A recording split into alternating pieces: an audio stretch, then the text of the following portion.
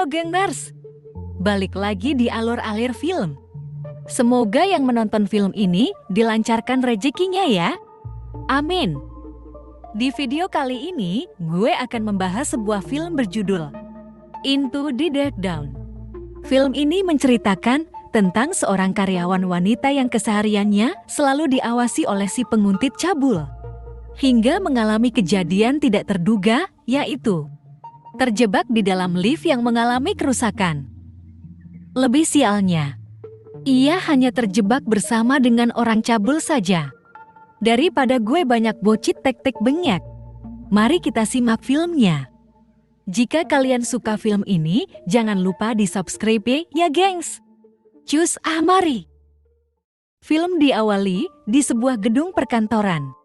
Kita diperkenalkan dengan si tokoh utama yaitu Jennifer. Kala itu si Jennifer yang sibuk kerja, sepertinya akan pulang terlambat alias lembur. Singkat cerita ia pun selesai menyelesaikan pekerjaannya dan bergegas untuk pulang.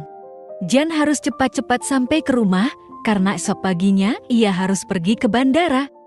Namun sepertinya Jen yang akan pulang tidak sendirian. Ternyata di saat ia akan menaiki lift, ada seorang pria yang bernama Guy ikut masuk ke dalam lift.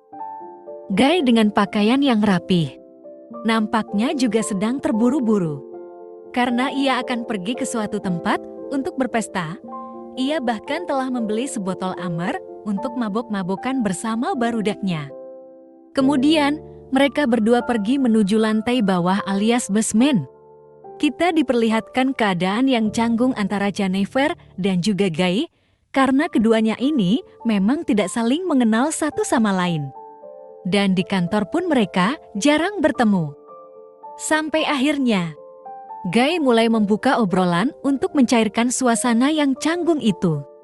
Lalu, ia tidak sengaja melihat sebuah gambar di dinding lift. Terlihat gambar itu seperti dua orang yang sedang terjebak di dalam lift. Tidak lama setelah mereka melihat gambar tersebut. Namun tiba-tiba, lift berhenti seketika dan anehnya, walaupun lift berhenti, kondisi lampu di lift itu masih menyala seperti tidak ada gejala gangguan kelistrikan di lift tersebut. Aneh bukan? Guy mencoba untuk menekan tombol darurat, namun tidak ada yang merespon. CCTV-nya pun masih berfungsi dengan normal, namun tidak ada yang merespon dari ruangan kendali. Betapa sialnya di keadaan yang rusuh seperti ini, Jen harus tinggal untuk sementara di lift bersama pria yang tidak ia kenali. Segala cara mereka lakukan untuk keluar dari lift. Namun tidak ada satupun cara yang berhasil. Tidak tahu juga sampai kapan mereka akan berada di lift ini. Karena besok adalah tanggal merah yang mengartikan kantor akan libur panjang. Semalaman mereka terkurung di lift tersebut. Sudah pasti di keesokan hari, dia akan terlambat ke bandara. Di saat itu, Jennifer yang mengeluh bahwa ia sangat kehausan dan tidak membawa botol minumnya, kebetulan Guy yang di saat itu membawa miras, ia lalu memberikannya kepada Jen. Daripada mati kehausan mending mabok aja lah gengs. Haha. Jennifer sangat berterima kasih atas kebaikan pria tersebut. Singkat cerita, di saat itu Jen sangat ingin buang air kecil. Guy dengan baik hati, ia lalu memberikan jasnya untuk Jen ngecewer di jasnya tersebut. Jennifer senang karena Guy adalah orang baik dan Jen pun nyaman ketika ada di dekatnya. Lalu Jennifer yang gabut menggambar di dinding menambahkan gambarnya di gambaran sebelumnya. Singkat cerita, mereka saling bercerita tentang pengalaman pribadi. Jen bercerita tentang dirinya yang ingin pergi ke suatu tempat untuk menemui mantan kekasihnya untuk mengajak sang mantan balikan. Begitu juga dengan Guy, ia bercerita bahwa ia selalu memperhatikan Jennifer dari kejauhan, namun Guy tidak berani menyapa karena Jen selalu sibuk dengan pekerjaannya. Alasan Guy selalu memperhatikannya karena Jen mempunyai paras yang cantik dan juga wanita idaman Guy. Sontak Jen pun merasa senang akan pujian Guy itu. Di kegabutan mereka, lalu Jen mengusulkan untuk mereka bermain sebuah permainan. Permainan itu diharuskan mereka untuk saling jujur tentang kisah asmara mereka beserta kisah permantap-mantapannya. Jan pun memulai permainannya. Jennifer menceritakan bahwa sifat mantan-mantannya aneh. Ada yang pendiam, ada yang bawel, ada yang nafsuan pula. Setelah Jan berbicara panjang lebar, mereka malah jadi terbawa suasana. Mungkin juga karena efek alkohol yang mereka minum tadi membuat nafsu birahi mereka memuncak. Guy dengan sifat santainya meminta izin untuk mencium Jennifer. Jen pun mau-mau aja karena ia juga sudah lama tidak dicium oleh pria. Tanpa banyak bocit, Guy pun langsung menciumnya tanpa jeda.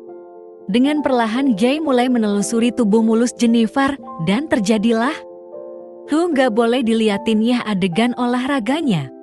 Takutnya kalian jadi malah pengen, haha. Setelah lama melakukan salam olahraga, Guy pun menembak si Jen. Guy mengatakan bahwa ia mencintai Jen. Ia ingin memiliki Jennifer sepenuhnya. Namun perkataan Guy malah dibantah oleh si Jen karena yang ia lakukan tadi hanyalah pemuas nafsunya saja. Tentunya Jen hanya mencintai mantan kekasihnya saja. Ia tidak memiliki perasaan apapun terhadap Guy. Sontak perkataan Jan malah membuat Guy menjadi marah. Guy yang marah tersebut langsung menceritakan sosok asli Guy. Ia mengatakan bahwa nama aslinya John, ia juga bukan karyawan di kantor tersebut. John hanyalah seorang satpam di gedung perkantoran tersebut. John pun sesungguhnya telah merencanakan sabotase lift itu dengan sengaja karena John sudah jatuh cinta saat pandangan pertama saat mereka dulu awal bertemu. Mendengar omongan John, Jen tidak terima jika harus digenjot tadi oleh pria cabul ini. Jennifer pun memberontak. John yang sedang memasang kunci lift tersebut tidak sengaja ditendang oleh Jennifer sampai patah. Alhasil kini mereka benar-benar terjebak di lift tersebut. Mereka pun panik. John pun mencoba untuk mencari jalan keluar lewat langit-langit. Namun John tidak bisa meraih ujung langit-langit tersebut. Jennifer pun dengan berat hati harus berbaikan dengan John. Jen menawarkan diri agar ia naik di atas bahu John untuk meraih langit-langit. Setelah Jennifer berhasil naik, Jennifer pun berkhianat dan pergi meninggalkan John. John yang marah tidak kehabisan akal. Ia menggunakan barang-barang yang ada di dalam lift untuk ia jadikan sebagai alat memanjat dan John berhasil naik ke atas lift tersebut. John pun bergegas untuk mengejar Jennifer. Ketika Jen mencoba membuka pintu lantai atas, aksinya terhalang oleh John yang berhasil mengejar Jennifer. John pun menarik Jennifer dan alhasil mereka kembali balik lagi ke lift yang tadi. Jennifer dan John yang kala itu sama-sama terjatuh. Mereka pingsan.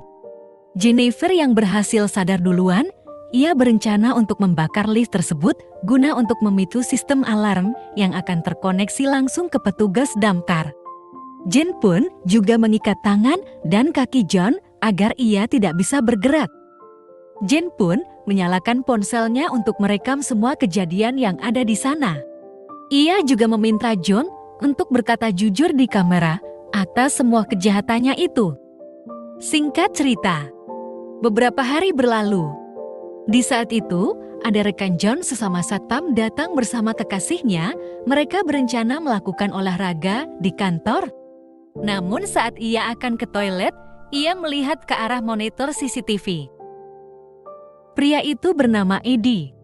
Dan begitu terkejutnya saat ia mengetahui ada dua orang yang sedang terjebak di dalam lift. Eddie berkomunikasi kepada Jennifer dan ia akan segera mengeluarkan mereka berdua. Namun saat Eddie berhasil membuka pintu lift, begitu mengejutkannya. Ternyata ikatan John telah berhasil terbuka. John membuat Jennifer pingsan. Lalu saat pintu terbuka, John pun langsung memukul Eddie hingga meninggal dan kekasihnya pun dibunuh, lalu mereka dibuang ke dasar lift. Tidak lupa John juga menghapus rekaman CCTV untuk menghilangkan jejak. Sementara Jennifer yang masih pingsan dibawa keluar dan dimasukkan ke dalam mobil. John berniat membakar Jennifer di dalam mobil. Namun sayangnya aksi John harus terhenti karena Jennifer keburu tersadar. Lalu, Jennifer menancap gas hingga menabrak John sampai terpental memasuki bak sampah. Atau koik deh pasti si John. Namun kemarahan Jennifer tidak berhenti sampai di situ, lalu ia menyalakan api dan membakar bak sampah tersebut. Dan film pun enggisan. John pun mati terbakar hangus di bak sampah. Sungguh ending yang membagongkan bukan?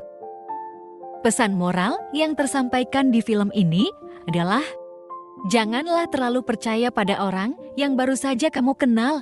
Jangan juga kamu lihat tampangnya yang seakan-akan baik, namun sifat aslinya begitu sangat bejat. Jika kalian suka film ini, jangan lupa di like and subscribe ya. Jangan lupa juga untuk follow TikTok Alor Alir Film. Gue izin pamit ya gengers. Bye-bye Alur Lovers. Sampai bertemu di film selanjutnya.